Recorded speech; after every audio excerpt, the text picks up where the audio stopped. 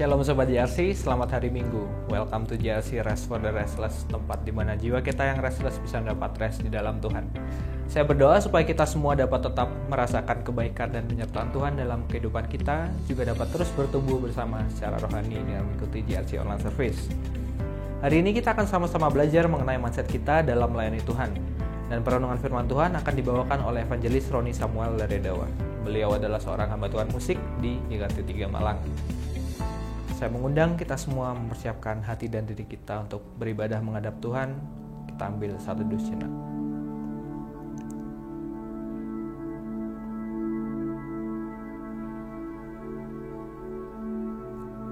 Kita memulai ibadah ini dengan meyakini bahwa pertolongan kita datangnya dari Tuhan yang menjadikan langit dan bumi. Dan kiranya kasih karunia dari Allah Bapa, Allah Anak, dan Allah Roh Kudus menyertai ibadah ini dari awal hingga akhirnya. Menyanyilah bagi Tuhan, pujilah namanya, kabarkanlah keselamatan yang daripadanya dari hari ke hari. Amin. Mari pada saat ini saya mengajak kita semua untuk mengikrarkan pengakuan iman kita seturut dengan pengakuan iman rasuli. Aku percaya kepada Allah, Bapa yang Maha Kuasa, Khalik langit dan bumi, dan kepada Yesus Kristus, anaknya yang tunggal Tuhan kita, yang dikandung dari Roh Kudus, lahir dari darah Maria, yang menderita sengsara di bawah pemerintahan Pontius Pilatus, disalibkan, mati dan dikuburkan, turun ke dalam kerajaan maut. Pada hari yang ketiga bangkit pula dari antara orang mati, naik ke surga, duduk di sebelah kanan Allah, Bapa yang Maha Kuasa, dan dari sana yang akan datang untuk menghakimi orang yang hidup dan yang mati. Aku percaya kepada Roh Kudus, gereja yang kudus dan am, persekutuan orang kudus, pengampunan dosa, kebangkitan tubuh, dan hidup yang kekal. Amin.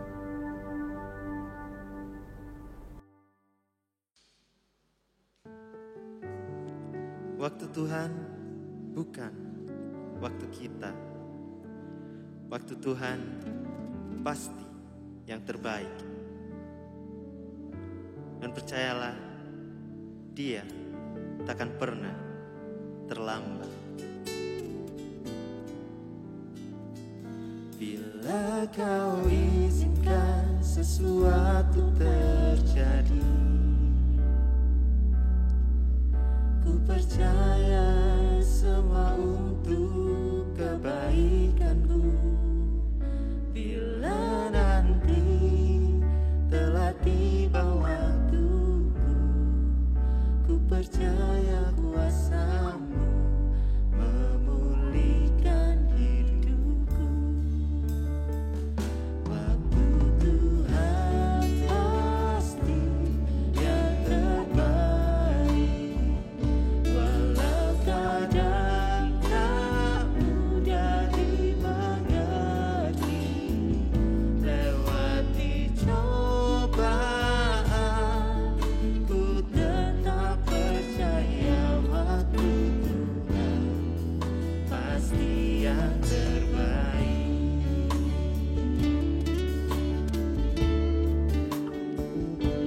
Bila Kau izinkan sesuatu terjadi,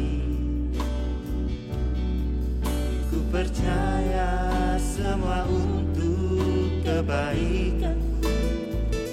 Bila nanti telah tiba waktuku, ku percaya kuasa-Mu memulihkan hidupku. Waktu Tuhan pasti yang terbaik, walau kadang tak mudah dimengerti. Lewati cobaan,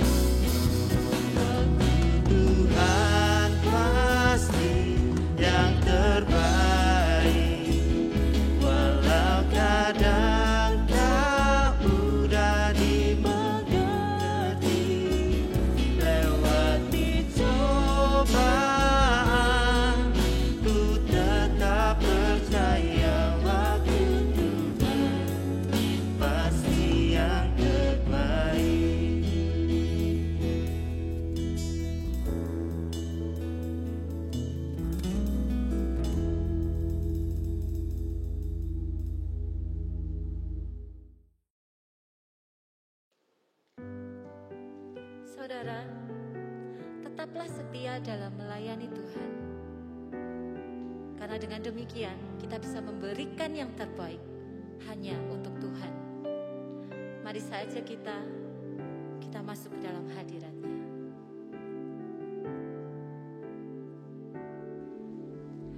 Kami datang di hadirat-Mu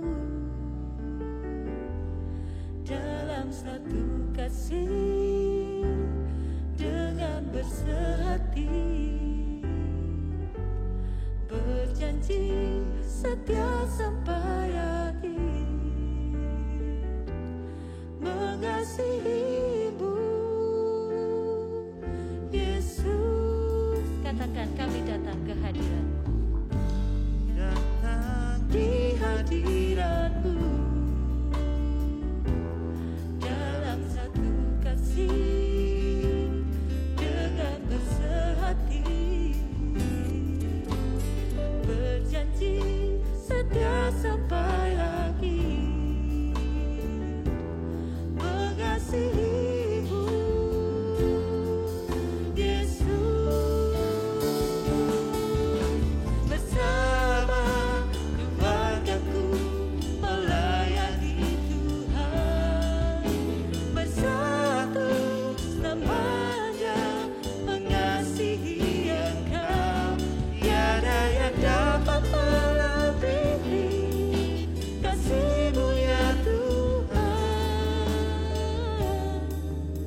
Bagi kami Engkau segalanya.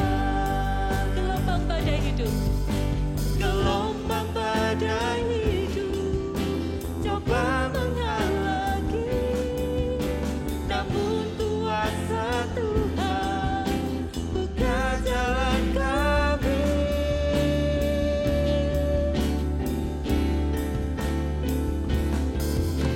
Bersama keluargaku melayani Tuhan, bersatu selamanya mengasihi Engkau. Tiada yang dapat melebihi kasih-Mu ya Tuhan. Bagi kami Engkau segala, bagi kami Engkau segala, bagi kami Engkau segalanya.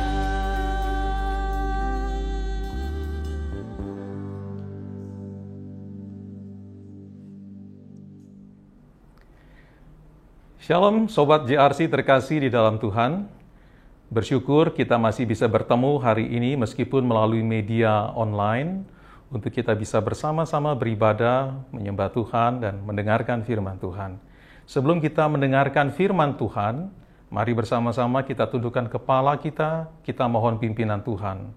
Mari kita berdoa. Ya Tuhan yang Maha Murah, Bapa, Putra, dan Roh Kudus, kami bersyukur dan berterima kasih kepadamu, sebab karena kemurahan-Mu saja, kami boleh tetap ada hingga hari ini. Kami berterima kasih karena kami diizinkan Tuhan untuk mendekat, untuk menyembah Engkau, untuk beribadah kepadamu, dan khususnya kami akan mendengarkan sabda-Mu. Berbicaralah kepada setiap kami pada hari ini. Sapalah setiap kami dengan kebenaran firman-Mu, dan mampukan kami oleh Roh-Mu yang kudus untuk kami dapat menghidupi firman-Mu itu di dalam kehidupan kami setiap hari. Tolonglah hamba-Mu yang penuh dengan kelemahan dan keterbatasan untuk menguraikan firman-Mu. Kiranya apa yang sudah Ia siapkan berkenan di hati-Mu dan menjadi alat di tangan-Mu untuk mendidik dan mengajar setiap kami.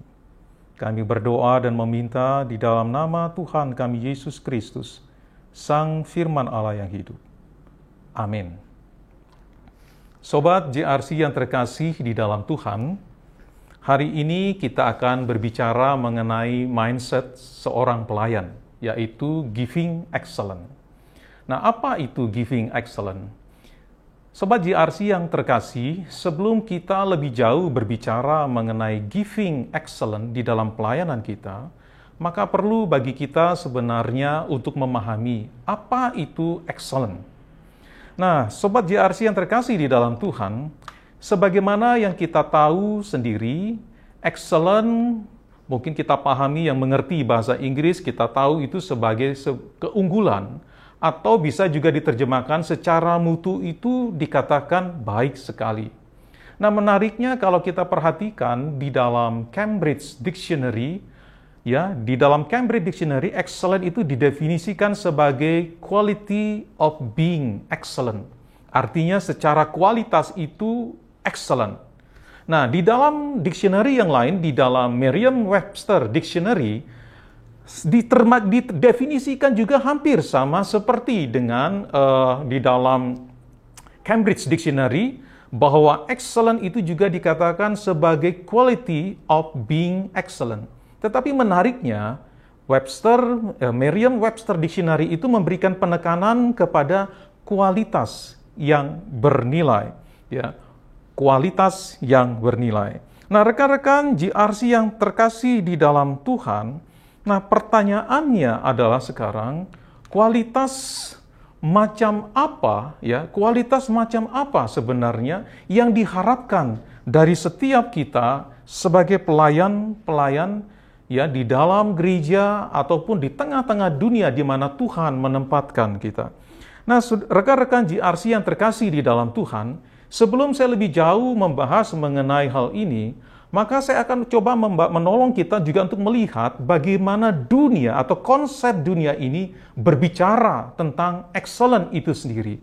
Nah, ada beberapa hal yang coba dipaparkan oleh banyak orang, bagaimana orang itu bisa menjadi excellent. Ada beberapa hal yang bisa menjadi tolak ukur ketika orang itu ingin menjadi yang excellent. Nah, di antara beberapa banyak hal itu saya coba sampaikan ada beberapa hal. Yang pertama adalah orang bisa menjadi excellent adalah ketika mereka lebih fokus kepada kualitas, bukan kepada kuantitas. Yang kedua, mereka di dalam mencoba menjadi orang yang excellent, mereka mengetahui sebenarnya kekuatan dan kelemahan apa yang ada pada diri mereka. Yang ketiga, mereka percaya pada insting dan naluri mereka. Dan yang keempat, mereka memiliki standar yang tinggi. Ya, di dalam untuk menjadi excellent, mereka ada standar-standar tinggi yang mereka pasang. Dan kemudian mereka juga memiliki sebuah perencanaan yang mereka desain dari waktu ke waktu untuk menjadi semakin baik dan semakin baik. Tentunya mereka juga memiliki tujuan yang realistis ketika mereka mencapai sesuatu. Dan yang menariknya, untuk menjadi yang excellent, orang kemudian mengembangkan satu cara berpikir bahwa bekerja itu bukanlah bekerja dengan keras, tetapi bekerja dengan smart, dengan cerdas. Nah, selain itu, rekan-rekan GRC, untuk menjadi orang yang excellent, ya, para ahli kemudian mencoba memikirkan bahwa mereka adalah orang-orang yang mengerjakan apa yang disukai. Kalau tidak disukai, jangan kerjakan. Demikian kalau dipaparkan oleh beberapa ahli. Kemudian, ada juga yang mengatakan bahwa untuk menjadi yang excellent, orang-orang tersebut harus percaya pada talenta dan kemampuan diri. Di sisi yang lain, ada juga yang mengatakan untuk menjadi yang excellent, mereka adalah orang-orang yang single task. Jadi mereka selalu mengerjakan secara mandiri. Nah, rekan-rekan sekalian saya kasih di dalam Tuhan, itulah yang sebenarnya sedang berkembang atau itulah yang menjadi konsep banyak orang di tengah-tengah dunia ini ketika berbicara tentang excellent. Tetapi bagaimana Alkitab menggambarkan mindset seorang pelayan? Bagaimana Alkitab sebenarnya menggambarkan excellent tersebut?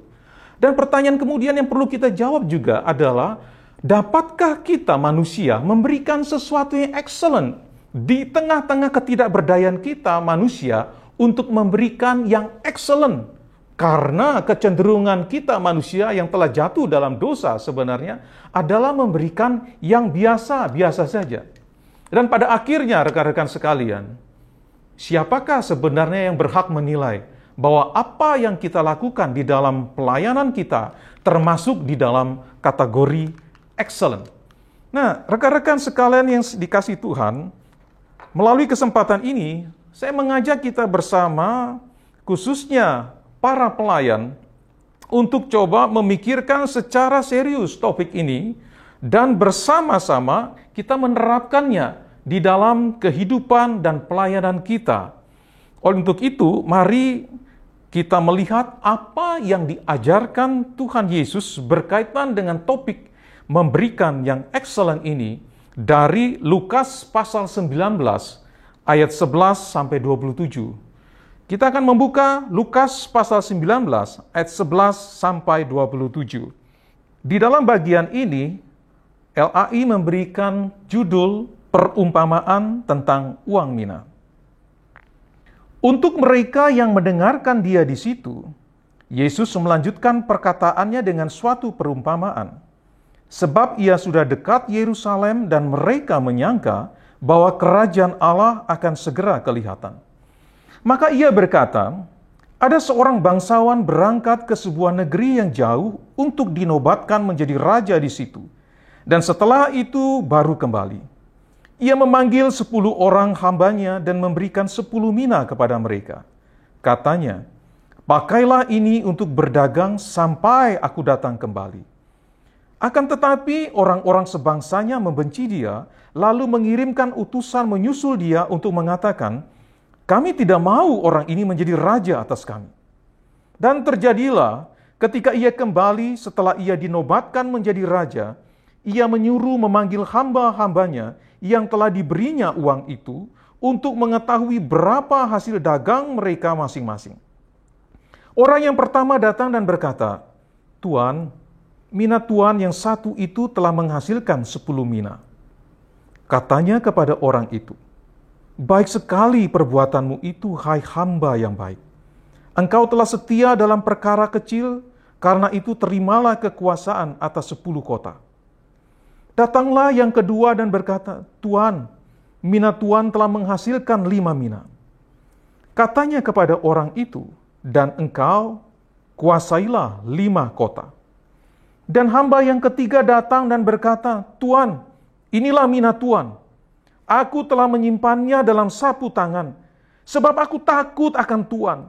Karena Tuan adalah manusia yang keras. Tuan mengambil apa yang tidak pernah Tuan taruh, dan Tuan menuai apa yang tidak Tuan tabur. Katanya kepada orang itu, hai hamba yang jahat, aku akan menghakimi engkau menurut perkataanmu sendiri. Engkau sudah tahu bahwa aku adalah orang yang keras, yang mengambil apa yang tidak pernah aku taruh, dan menuai apa yang tidak aku tabur.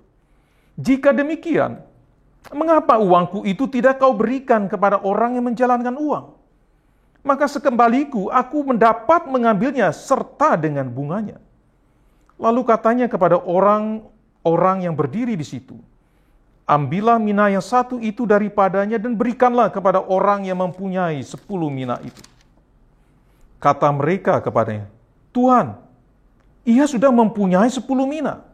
Jawabnya, aku berkata kepadamu, setiap orang yang mempunyai, kepadanya akan diberi. Tetapi siapa yang tidak mempunyai, daripadanya akan diambil juga apa yang ada padanya. Akan tetapi semua seteruku ini yang tidak suka aku menjadi rajanya, bawalah mereka kemari dan bunuhlah mereka di depan mataku. Sedemikian jauh pembacaan firman Tuhan. Berbahagialah setiap kita yang membaca, merenungkan, dan melakukannya di dalam kehidupan kita setiap hari. Rekan-rekan JRC terkasih di dalam Tuhan, ketika kita melihat perumpamaan ini sebenarnya, perumpamaan ini muncul setelah perjumpaan Yesus dengan Sakeus di dalam perjalanannya ke Yerusalem. Nah, mendekati Yerusalem, ada sejumlah orang yang menyangka bahwa kerajaan Allah itu akan segera kelihatan. Kalau kita melihat kisah paralel di dalam Matius pasal 25 ayat 14-30, di sana Yesus menyampaikannya berkaitan dengan pengajarannya akan kerajaan Allah. Nah, rekan-rekan JRC yang terkasih di dalam Tuhan, Yesus mulai perumpamaannya itu dengan menyatakan demikian, bahwa ada seorang bangsawan yang pergi ke negeri yang jauh untuk dinobatkan menjadi raja. Nah, sebelum dia berangkat, ia memanggil dan mengumpulkan 10 hamba-hambanya untuk datang kepadanya. Dan kepada 10 hamba itu, ia mempercayakan kepada mereka 10 mina untuk diusahakan sampai ia kembali. Nah, rekan-rekan GRC yang terkasih di dalam Tuhan, ada 10 orang dan dipercayakan 10 mina. Berarti setiap orang menerima 1 mina. Nah, rekan GRC yang terkasih di dalam Tuhan, 1 mina itu sebenarnya bukan jumlah yang banyak. Jumlah yang sedikit sebenarnya. 1 mina itu sebenarnya ekuivalen dengan 100 dinar. 100 dinar itu adalah upah kerja harian selama 100 hari. Kalau kita hitung-hitung 100 hari itu berarti sekitar hampir 4 bulan.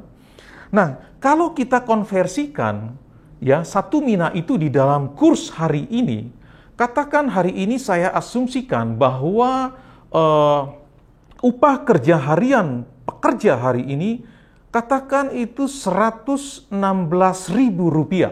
Upah kerja kasar hari ini ya, Rp116.000.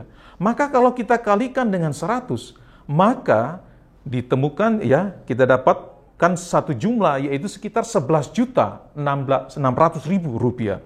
Nah, rekan-rekan sekalian saya kasih di dalam Tuhan, itu artinya 11.600.000 merupakan upah atau upah kerja yang didapatkan selama 4 bulan itu bukan jumlah yang banyak.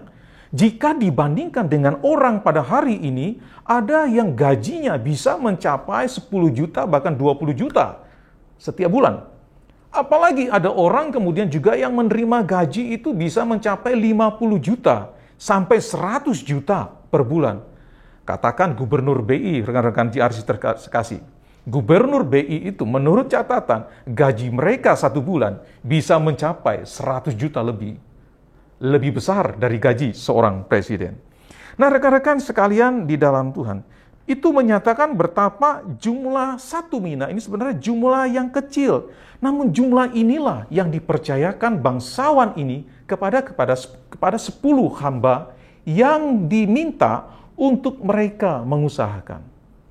Nah, rekan-rekan GRC yang terkasih di dalam Tuhan, kalau kita bandingkan juga dengan kisah di dalam Matius, di sana dikatakan bahwa orang yang mempercayakan uang kepada pekerja atau hamba-hamba di dalam catatan Matius pasal 25, di sana dikatakan bahwa Tuhan itu mempercayakan uangnya itu berdasarkan kemampuan mereka.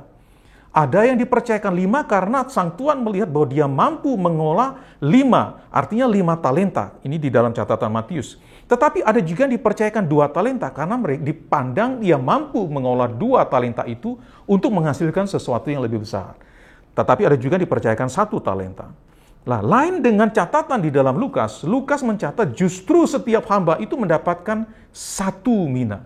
Semua 10 orang mendapatkan 1 mina. Saya asumsikan bahwa 10 orang ini sebenarnya bukan orang-orang yang terampil, orang-orang yang bukan berpengalaman. Karena itu Tuhan mempercayakan kepada mereka hanya 1 mina untuk 10 orang. Tuhan itu kemudian pergi. Nah, rekan-rekan GRC terkasih, lalu saatnya tiba, ya, ketika bangsawan itu kemudian kembali dan telah dinobatkan menjadi raja.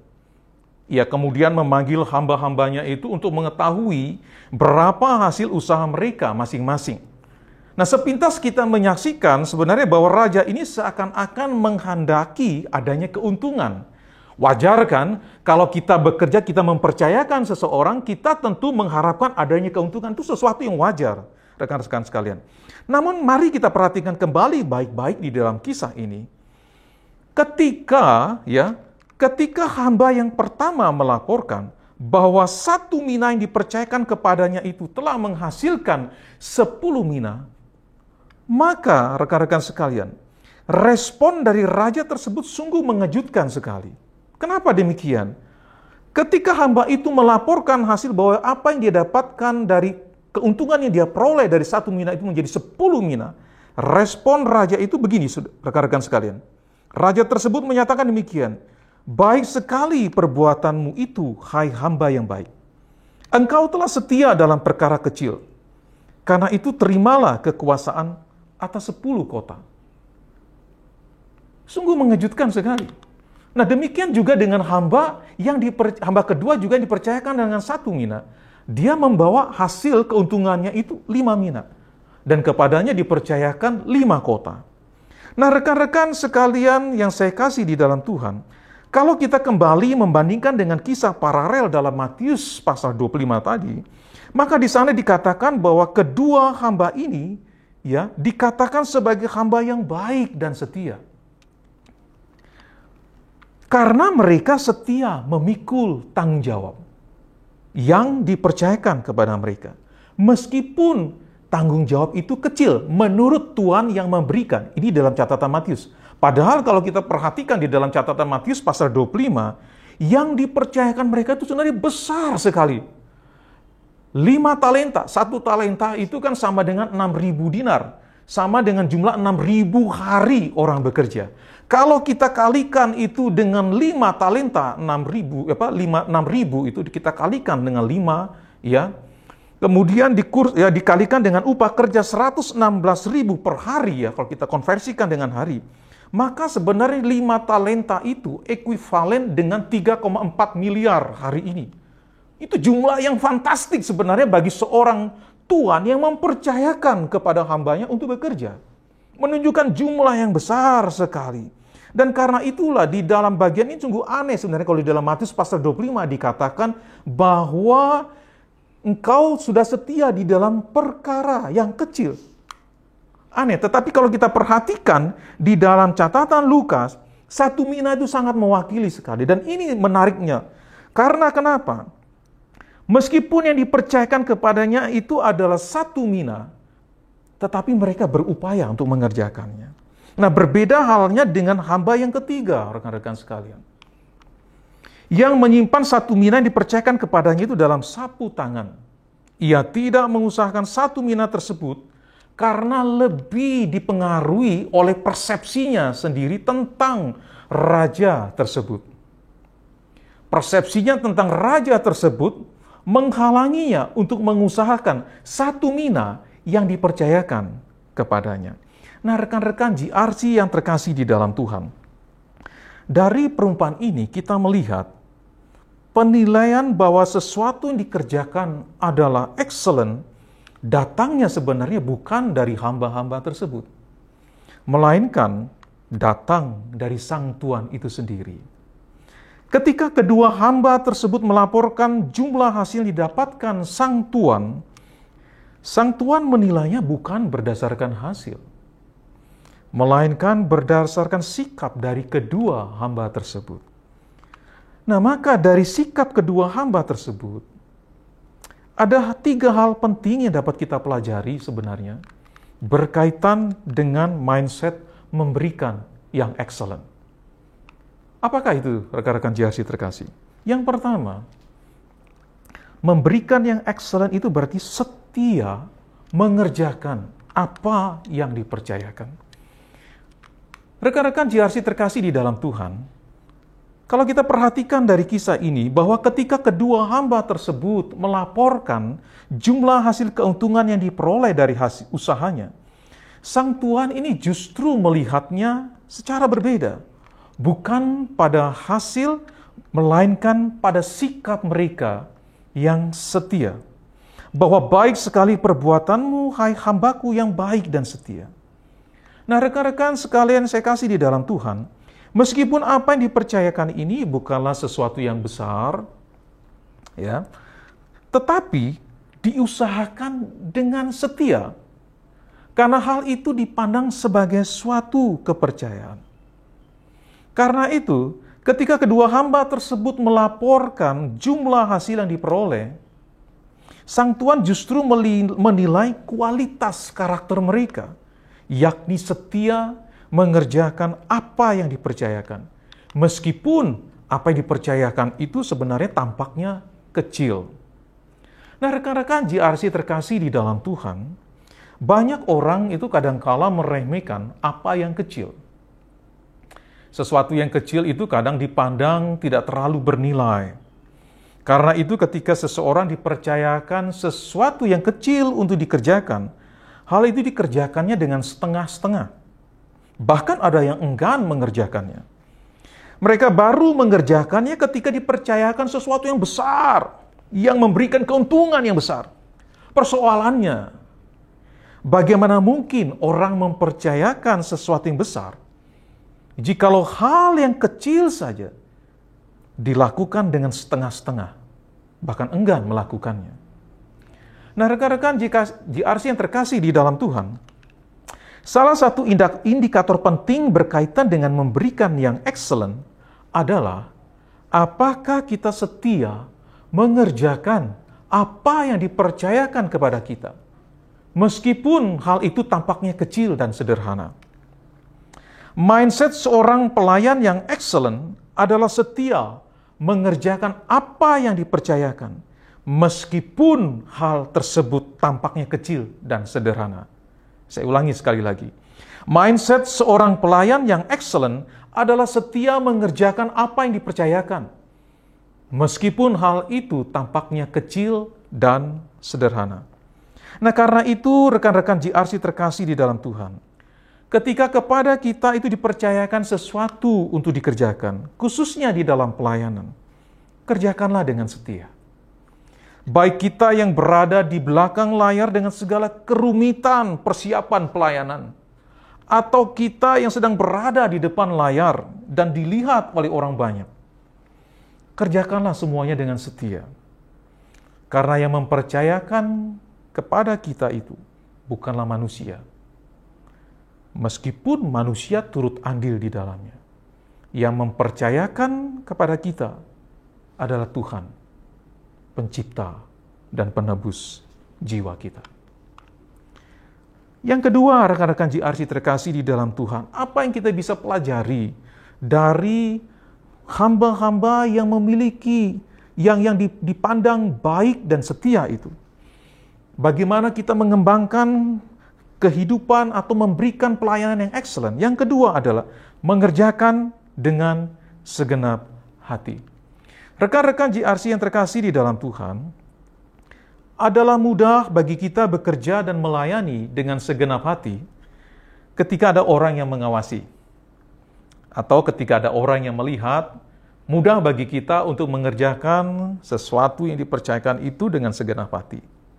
Meskipun sebenarnya di dalam sikap demikian, sebenarnya ada satu motivasi yang subtle, yang tersembunyi dengan halus di dalam diri kita, yakni ketidaktulusan. Kenapa? Karena kita ingin dipuji dan diakui oleh orang lain. Nah, tetapi bagaimana ketika tidak ada orang yang mengawasi? Bagaimana ketika tidak ada orang yang melihat?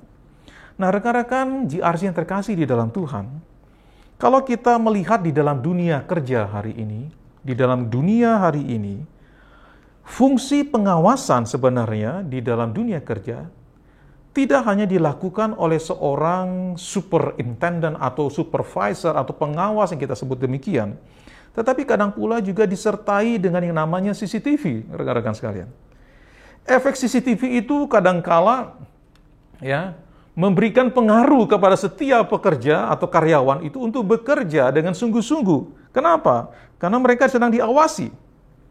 Dan menariknya, kemajuan teknologi hari ini sekarang dapat memonitor etos kerja seseorang melalui aplikasi yang dipasang di HP Android kita untuk melihat kinerja seseorang berdasarkan jumlah jam kerjanya. Nah, meskipun demikian, rekan-rekan sekalian, ketika segala sesuatunya diawasi dan dilihat oleh orang, apakah kita memang bekerja dan melayani dengan segenap hati? Kadang belum tentu, rekan-rekan sekalian. Kenapa? Karena tampaknya seseorang bekerja dengan giat, tetapi belum tentu dengan segenap hati. Karena mereka bekerja sebenarnya, karena mereka giat bekerja dengan segenap, karena ada orang yang sedang mengawasi. Nah, rekan-rekan sekalian, rekan-rekan JRC sekalian, kalau kita perhatikan di dalam kisah yang kita baca tadi di dalam Lukas pasal 19, setelah bangsawan tersebut mempercayakan masing-masing orang dengan sejumlah satu mina untuk diusahakan, bangsawan tersebut kemudian pergi kan. Nah, perginya bangsawan tersebut sebenarnya menyatakan tidak adanya pengawasan. Meskipun kita dapat berasumsi sebenarnya bahwa ada orang yang dipercayakan untuk mengawasi orang-orang atau mengawasi hamba-hamba tersebut. Namun kalau kita membaca di dalam teks kita, sama sekali tidak dicatat demikian. Karena jikalau ada pengawas, maka hamba ketiga tentu akan mengupayakan uang yang dipercayakan kepadanya, bukan menyimpannya di dalam sapu tangan. Tidak adanya pengawasan sesungguhnya memberikan peluang sebenarnya bagi setiap hamba-hamba itu untuk bermalas-malasan, seperti yang dilakukan oleh hamba ketiga. Namun tidak demikian dengan kedua hamba yang setia tersebut. Meskipun tidak ada pengawasan, dengan segenap hati itu mereka mengerjakan dan mengupayakan apa yang telah dipercayakan kepada mereka. Ya, tidak adanya pengawasan bukanlah kelonggaran bagi mereka, melainkan kesempatan untuk membuktikan kasih dan loyalitas mereka dengan mengerjakan dan mengupayakan apa yang telah dipercayakan.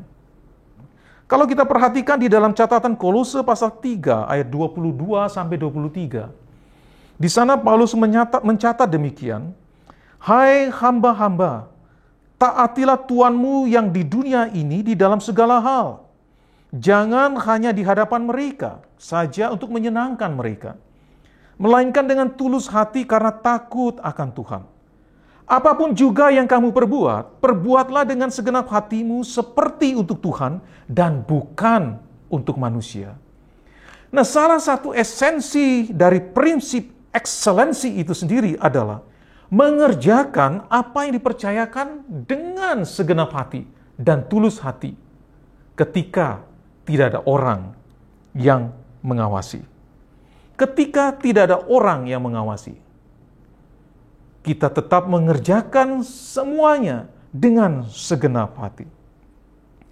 Rekan-rekan GRC yang saya kasih di dalam Tuhan, kualitas kerja dan pelayanan semacam ini dilakukan bukan sekedar untuk kita menyenangkan manusia, melainkan dengan sikap etos kerja yang tertinggi dari pelayanan itu sendiri, yakni karena takut dan hormat akan Tuhan. Takut itu bukan berarti kita takut sekali dengan hukuman, tetapi takut di sini dimaksud adalah kita mengerjakannya karena kita tunduk dan hormat kepada Tuhan. Nah, ketika kepada kita dipercayakan suatu pelayanan, meskipun hal itu tampaknya kecil, kerjakanlah dengan segenap hati. Meskipun tidak ada manusia yang mengawasi, ingat, ada Tuhan yang mengawasi. Meskipun ada Tuhan yang mengawasi, biarlah kita mengerjakannya karena kita mengenal Dia dan mengasihi Dia. Karena kita mengenal Dia dan mengasihi Dia. Dan inilah sebenarnya membawa kita kepada hal yang terakhir.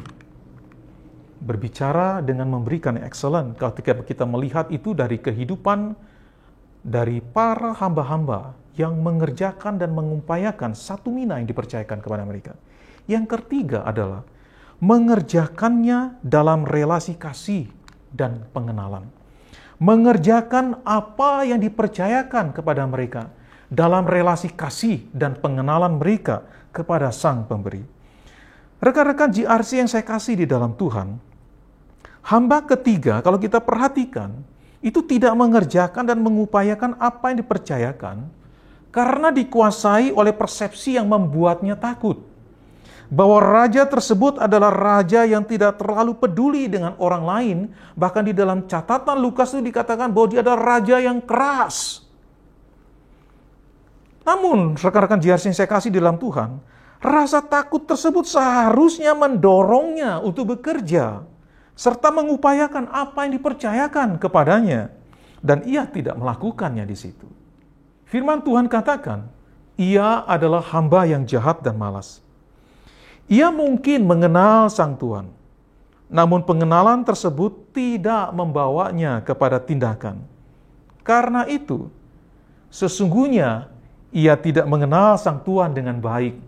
Nah, jikalau tidak ada pengenalan dengan Sang Tuhan, maka demikian juga kasihnya kepada Tuhan sebenarnya tidak ada di situ. Nah, berbeda dengan kedua hamba yang setia tersebut, satu hal penting yang mendorong mereka untuk mengerjakan dan mengupayakan apa yang telah dipercayakan adalah sikap takut dan hormat mereka kepada Sang Tuhan. Sikap takut atau tunduk dan hormat yang lahir dari relasi kasih dan pengenalannya yang dalam akan Sang Tuhan. Relasi kasih dan pengenalan inilah yang mendorong mereka untuk mengerjakan apa yang dipercayakan itu dengan setia dan dengan segenap hati. Nah, kedua hamba tersebut menyadari bahwa mereka adalah orang-orang yang mendapatkan kepercayaan dari Sang Tuhan. Dan kepercayaan itu tidak disia-siakan. Nah, rekan-rekan GRC yang saya kasih di dalam Tuhan, kalau kita perhatikan di dalam jemaat Korintus, Paulus pernah mengirimkan suratnya di jemaat Korintus, dan Paulus menyatakan kepada jemaat Korintus tentang siapa dirinya. Bahwa dirinya dikatakan demikian, bahwa karena kasih karunia Allah, aku adalah sebagaimana aku ada sekarang. Dan kasih karunia yang dianugerahkannya kepadaku tidak sia-sia. Sebaliknya, aku telah bekerja lebih keras daripada mereka semua. Tetapi bukannya aku, melainkan kasih karunia Allah yang menyertai aku. Di dalam 1 Korintus pasal 15 ayat 10. Nah, rekan-rekan GRC yang saya kasih di dalam Tuhan, Paulus menyadari betul bahwa dalam setiap kerja dan pelayanan yang ia lakukan adalah karena kasih karunia Allah yang dianugerahkan kepadanya di dalam Yesus Kristus, melalui Yesus Kristus. Kasih karunia Allah lah yang memampukannya untuk mengerjakan pelayanan yang dipercayakan. Setiap kerja dan pelayanan yang ia kerjakan dan upayakan merupakan pemberian Allah yang dipercayakan kepadanya. Karena itu tidak sehari pun ia berhenti dan memandang sia-sia kepercayaan yang diberikan, melainkan dengan setia mengerjakan dan mengupayakannya. Nah, sikap ini lahir karena Paulus mengasihi dan mengenal siapa Allah yang telah mempercayakan tanggung jawab tersebut kepadanya. Rekan-rekan GRC terkasih di dalam Tuhan, mengasihi dan mengenal Allah yang telah mempercayakan tanggung jawab kepada kita akan mendorong kita untuk mengerjakan dan mengupayakan apa yang dipercayakan Tuhan itu dengan setia dan dengan sepenuh hati. Memberikan yang excellent dimulai itu dari kasih dan pengenalan kita akan Allah yang telah mempercayakan tanggung jawab pelayanan kepada kita. Inilah prinsip excellent yang tertinggi. Nah, rekan-rekan GRC yang terkasih di dalam Tuhan, ketika kita mengerjakan segala sesuatu yang dipercayakan kepada kita dengan setia dan dengan segenap hati, apakah itu semua kita lakukan karena kita mengenal dan mengasihi Allah? Jikalau kita mengenal dan mengasihi Allah, maka kita akan semakin mengerjakannya dengan setia, dengan segenap hati, meskipun tidak ada orang yang melihat dan memuji kita. Rekan-rekan GRC yang terkasih di dalam Tuhan, memberikan yang excellent dalam pelayanan bukan berbicara tentang jumlah atau kualitas. Memberikan yang excellent dalam pelayanan sama sekali tidak berkaitan dengan jumlah jam terbang pelayanan yang kita lakukan. Meskipun di dalam jumlah jam terbang pelayanan akan membuat kita semakin ahli. Memberikan yang excellent menyangkut kualitas sikap kita, attitude dan karakter kita di dalam pelayanan, yakni setia mengerjakannya dengan segenap hati yang lahir dari relasi kasih dan pengenalan kita akan Allah. Rekan-rekan GRC yang saya kasih di dalam Tuhan, beberapa tahun yang lalu, sebelum pandemi ini melanda seluruh dunia dan mengharuskan kita itu untuk beribadah dari rumah, di wastafel gereja di Tumapel, kita dapat melihat ada tisu yang diletakkan ya untuk mengeringkan tangan kita setelah mencuci tangan. Namun sebelum ada tisu yang diletakkan di situ, di samping wastafel itu ya ada digantung kain lap untuk mengeringkan tangan kita. Nah, setiap hari Minggu, kain lap tersebut selalu diganti dengan kain yang baru. Bagi kita yang mungkin pernah memanfaatkan kain lap tersebut, mungkin tidak pernah terbesit di dalam pikiran kita untuk bertanya bagaimana kain lap yang baru itu selalu ada di situ. Atau mungkin kita juga tidak terlalu memperhatikan hal itu. Yang penting kita pikir adalah tangan kita bersih dan kering. Nah, suatu pagi rekan-rekan JRC terkasih di dalam Tuhan, ketika saya datang lebih awal di gereja di Tumapel, saya dibuat kagum oleh seorang ibu tua yang sepuh sebenarnya sudah. Yang datang, yang menyapa saya, dan kemudian ia pergi ke wastafel untuk mengganti kain lap tersebut. Dari situ saya tahu ternyata selama ini kain lap yang selalu baru itu diganti oleh ibu yang sepuh ini. Kain yang lama, kain lama itu dia ambil, kemudian masukkan ke dalam tasnya, dan dia bawa pulang tuh dicuci. Kemudian dia keluarkan kain yang baru dan dia tempatkan kembali di sebelah dari wastafel. Tidak banyak orang yang tahu, bahkan mungkin orang tidak terlalu ambil pusing dengan apa yang dilakukan oleh ibu yang sudah sepuh ini. Hamba Tuhan pun sebenarnya juga belum tentu tahu apa yang dikerjakan oleh ibu tua ini. Mengganti kain lap yang lama dengan yang baru, nampaknya itu mungkin hanya pekerjaan yang kecil.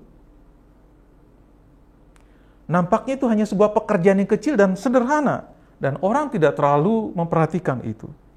Tetapi luar biasanya, hal tersebut kain lap itu telah menjadi berkat bagi banyak orang yang menggunakan kain tersebut untuk mengeringkan tangan mereka. Kain lap itu justru yang mungkin kelihatannya kecil dan sederhana, tanpa disadari, telah menjadi berkat bagi banyak orang yang menggunakan kain itu untuk melap tangan mereka setelah mencuci. Hingga satu waktu orang tua ini kemudian sakit dan pada akhirnya meninggal. Kebiasaan itu kemudian dilanjutkan oleh menantunya, sementara gereja juga kemudian melalui OB, office boy, meletakkan tisu di wastafel tersebut.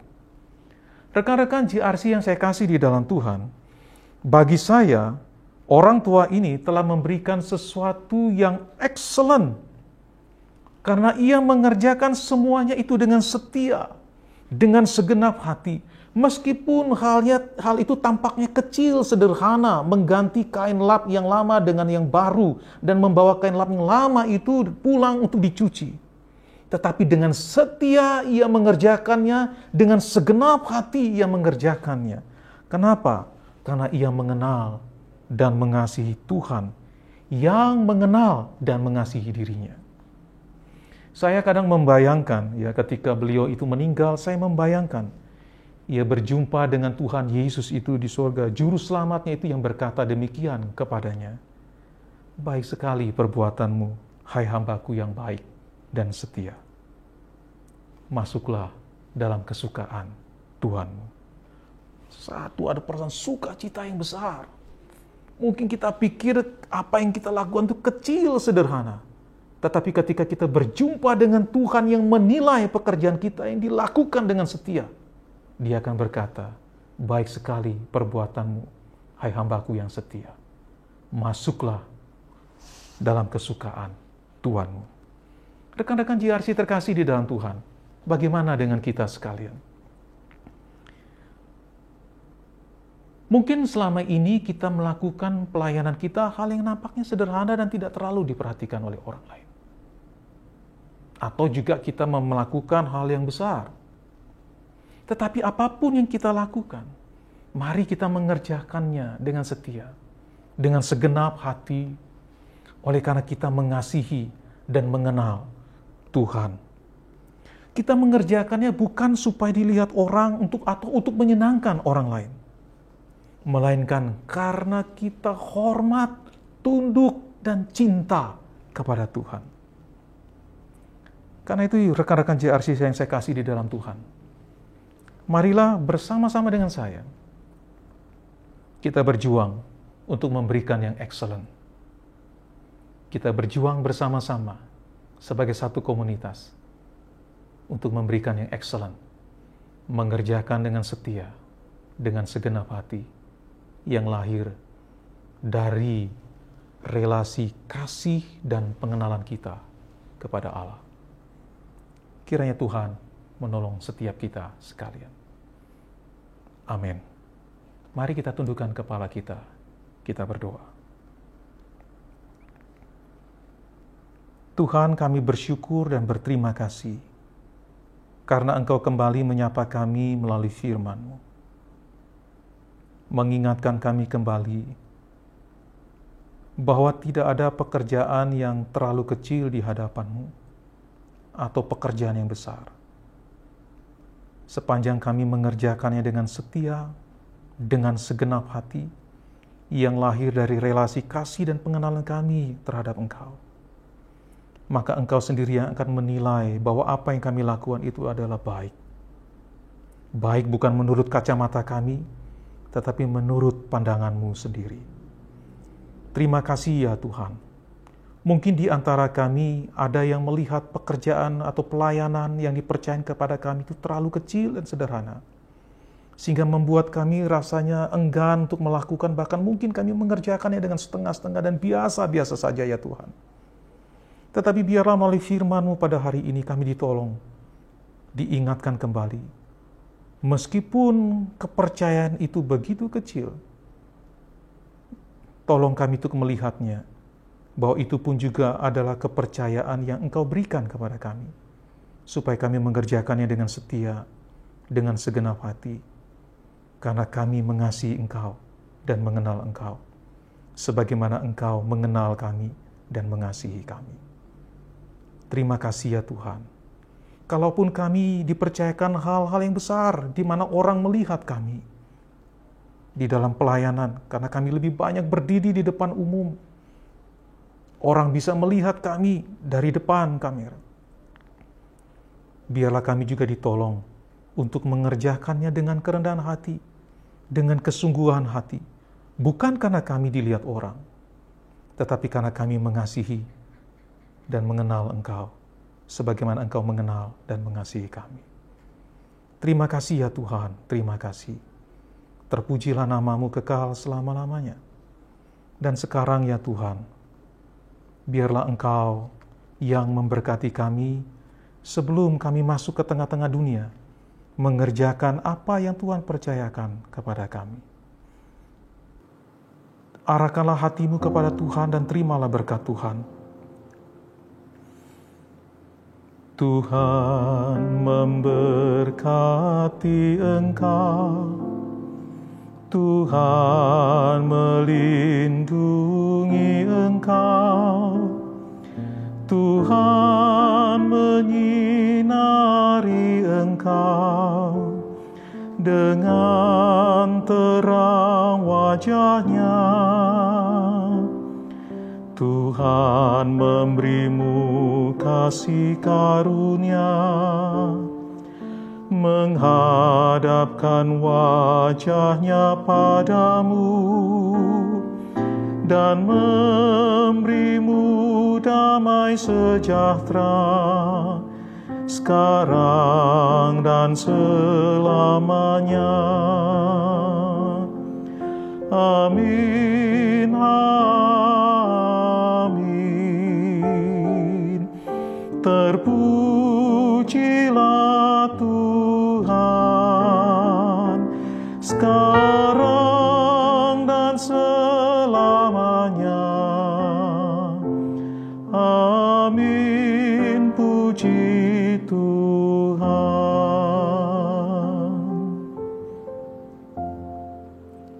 Tuhan memberkati kita sekalian.